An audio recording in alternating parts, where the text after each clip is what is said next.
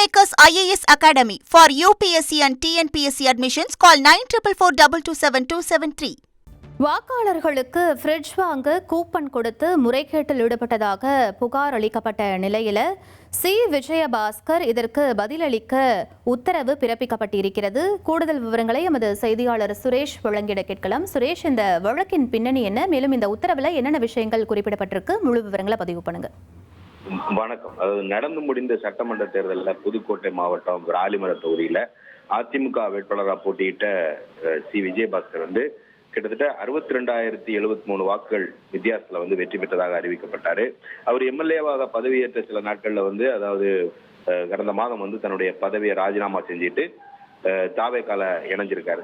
இந்த நிலையில விஜயபாஸ்கர் வெற்றி பெற்றது செல்லாதுன்னு அறிவிக்கணும் அப்படின்ற கோரிக்கையோட விராலிமலை தொகுதியில திமுக சார்பில் போட்டியிட்ட வேட்பாளர் செல்லப்பாண்டியன் உயர்நீதிமன்றத்துல தேர்தல் வழக்கு தாக்கல் செஞ்சிருக்காரு. அந்த மனுவில் என்ன சொல்றாருன்னா, பிரச்சாரத்தின் போது விஜயபாஸ்கர் வாக்காளர்களுக்கு 10,000 ரூபாய் 2,000 ரூபாய்க்கான கூப்பன்களை எல்லாம் விநியோகிச்சிருக்கிறாரு. அது மட்டும் இல்லாம வாக்காளர்களுக்கு பிரிட்ஜ் வாங்குறதுக்கும் கூப்பன் விநியோகம் செய்து தேர்தல் முறைகேட்டில் ஈடுபட்டிருக்காரு.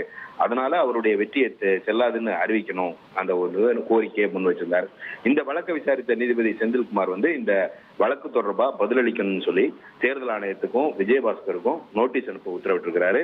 இந்த வழக்கினுடைய விசாரணை 3 வாரங்களுக்கு தள்ளி வைக்கப்பட்டிருக்கு.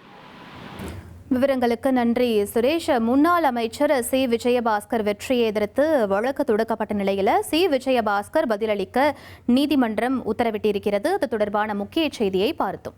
Kingmakers IAS Academy for UPSC and TNPSC admissions. Call 9442272273.